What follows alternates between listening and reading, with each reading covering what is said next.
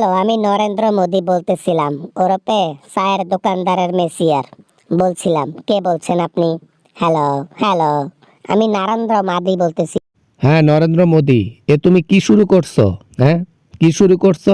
বাংলাদেশটা কি খায়া দিবে চাও? হ্যাঁ, তুমি কি চাও? বাংলাদেশটা তোমার হয়ে যাক, ইন্ডিয়ার হয়ে যাক?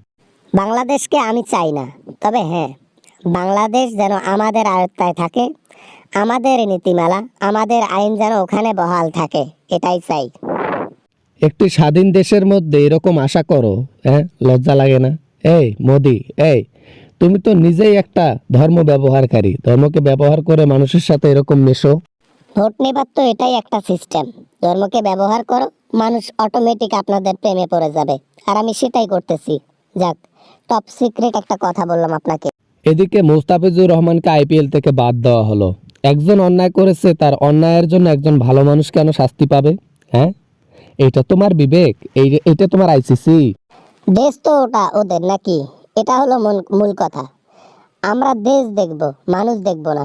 যে দেশে আমাদের মতো লোকের সম্মান নেই, সে দেশে আমাদের কোনো ইন্টারেস্ট নেই, আর ওই দেশের কাউকে আমরা আমাদের দেশে কোনো জায়গায় ইনভলভ করতে চাই না।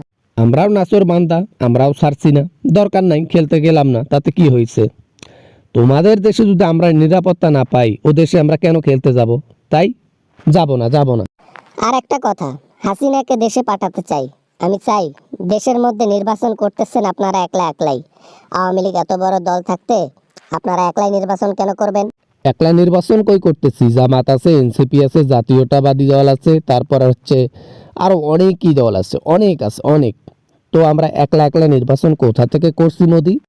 তা নয় তো কি, আওয়ামী লীগের মতো এত বড় একটা দল, তাকে ব্যান্ড করে দেওয়া হয়েছে, সাসপেন্ড করে দেওয়া হয়েছে। এই দল নাকি আর কখনো বাংলাদেশে উঠবেই না। এটা কোনো কথা? আমি হাসিনাকে পাঠাবো? পাঠান, আপনাকে না করছে কেডা? হ্যাঁ, আপনি হাসিনাকে পাঠান না। আমরা চাই হাসিনা এখানে আসুক।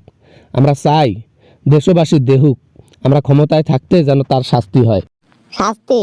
No no no no no no no, India পাশে আছে হাসিনার, তাই শাস্তি কখনোই সে পাবে না। শাস্তি কখনোই কেউ ওকে দিতে পারবে না, কারণ আমি আছি সাথে। তোমার চাইতে আমার সম্মান বেশি পুরো বিশ্বে। খোঁজ নিয়ে দেখিও, পড়াশোনা করলে বুঝতে পারবা। হ্যাঁ, কার সম্মান বেশি। ঠিক আছে? তাই বিশ্ব কখনো আমার দিকে আঙ্গুল তুলে এইটা বলতে পারবে না যে আমি অন্যায় কাজ করতেছি। আমি ন্যায়ের পথে আছি, সত্যের পথে আছি। বাবা না মানে, দেশ, এটা কোনো কথা হইলো? একেবারে কঠিন ধোঁয়ান ধুয়ে দিল আমারে। ফোন করলাম আমি ধুয়ে দেওয়ার জন্য, শেষে আমাকেই ধুয়ে দেওয়া হলো।